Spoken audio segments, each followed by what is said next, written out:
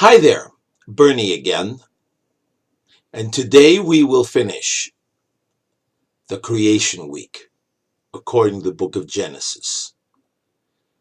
Creation week lasted from Genesis 1:1 to Genesis 2 verse 3. Let's read Genesis 2 verses 1 to 3. Thus the heavens and the earth were finished, and all the host of them.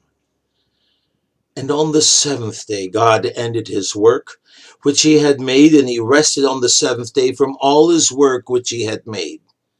And God blessed the seventh day, and he sanctified it. Now, folks, sanctified means he set it apart, because in it he had rested from all his work which God created and made. With these three verses, God declared creation complete.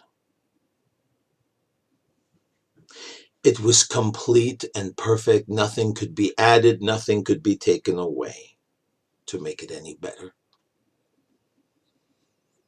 This statement, he had finished creating, goes against everything that today's philosophy of humanistic uniformitarianism. Whoa, these are big words. Uniformitarianism, or the uniform theory, states that nothing ever changed. The conditions in which we live right now have always been like that. And nothing could be further from the truth. If God created heaven and earth, things weren't always the same. Things changed drastically. And nowadays, our geologists acknowledge that at one time Earth went through some cataclysmic changes. Except they're not willing to accept Noah's flood. But that's another story. So things didn't always remain the same, did they? The fact that things were not always the same, you see? God created everything. God could have created everything instantly. He chose to do it gradually to reveal his mighty power to us. If God created everything instantly, we would miss out on seeing a glimpse of the awesome greatness of God in creation.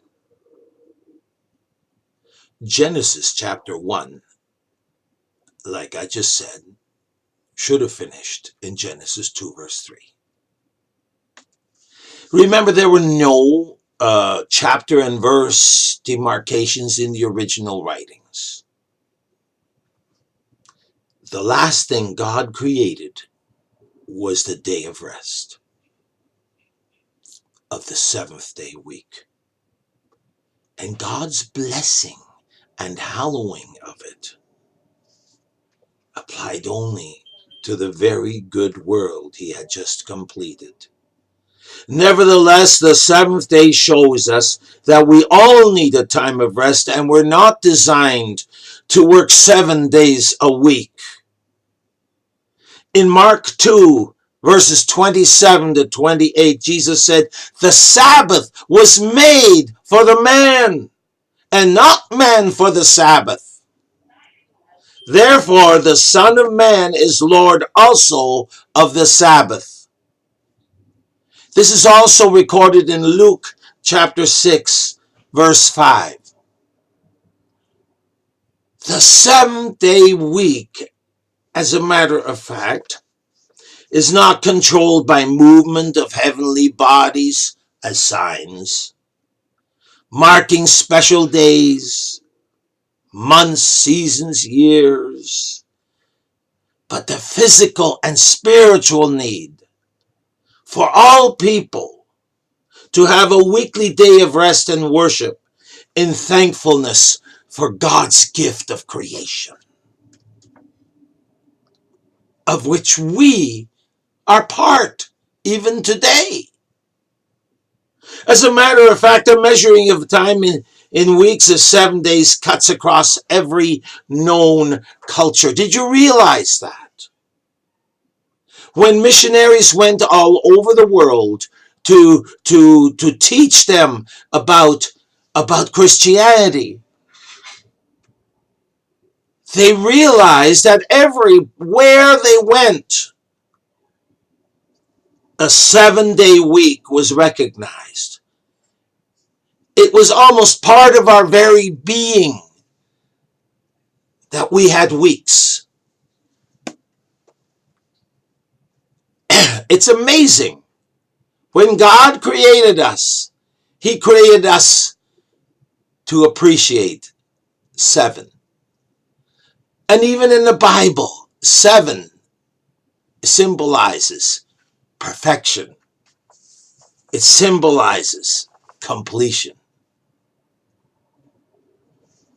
God, when speaking of the Sabbath or rest in the future, would always refer back to the time of creation. He specifically uses the 7th day in conjunction with the nation of Israel.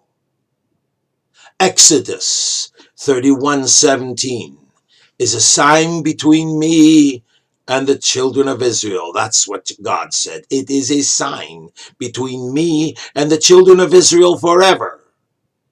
For in 6 days the Lord made heaven and earth, and on the 7th day He rested and was refreshed.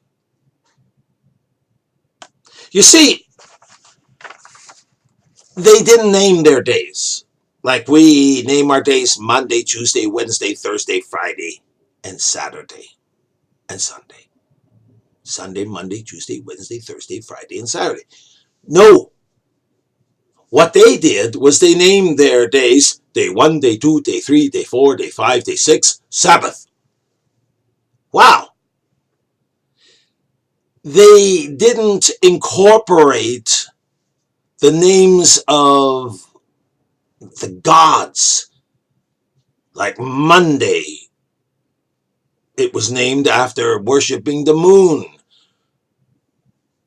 Thursday, Thor, the thunder god. Yeah, because in Germany they say Donnerstag, which is thunder. You know, they simply named it day 1 to day 6, and then Sabbath. The Sabbath is still in place among the Jews today and will be so during the 70th week of Daniel's prophecy, which we alluded to when we studied Revelation. Because in Matthew 24:20 and 21 it says, "But pray that your flight from Israel, when Israel will be overtaken, will not be in the winter, or neither on the Sabbath day. For then shall be great tribulation, such as was not seen since the beginning of the world to this time, no, nor ever shall be." But I digress, because we weren't going to talk about anything else but the week of creation. So the last thing that God created was the day of rest. And scientifically, it's been proven we need 1 day out of 7 to rest. Did you know that our body takes 7 days to recreate itself?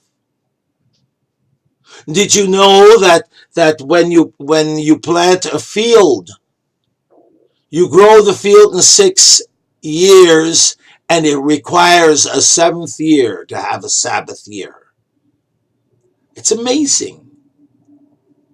God instituted a rest.